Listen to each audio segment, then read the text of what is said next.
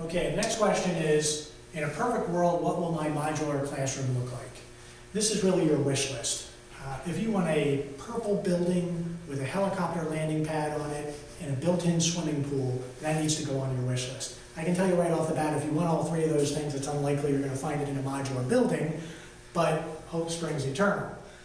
The key questions that typically people ask on a regular basis are, how many students are going to be going in this building, and what age are they?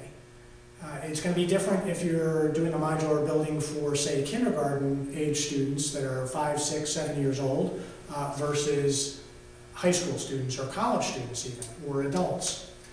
The second question is, how many classrooms? How big do those classrooms need to be? That's typically going to be driven by the number of students and what types of activities they're going to be doing. If you're doing a computer programming class and you can pack 25 students into a classroom, that's different than if you're doing, say, using this modular building for an art class or for music.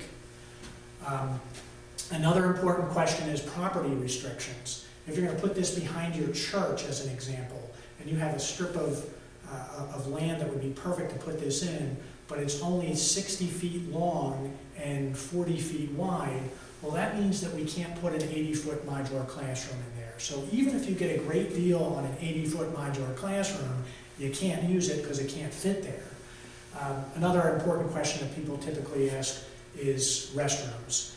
If you have restrooms in your modular building and you want them to be active, you're going to have water and sewer. That adds cost to the process.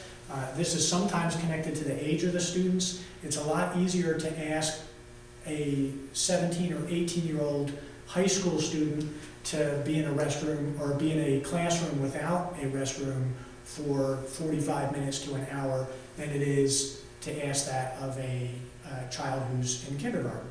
So these are important questions to ask. It's all part of the process of developing your wish list. What I always suggest to people is put everything you want on your wish list. It's always easier to take something off than to leave it off when we're looking for a modular for you. What's going to drive how much of that wish list you get is a little bit of luck, but mostly your budget. So if you want it, put it on the list. We can always take it off later.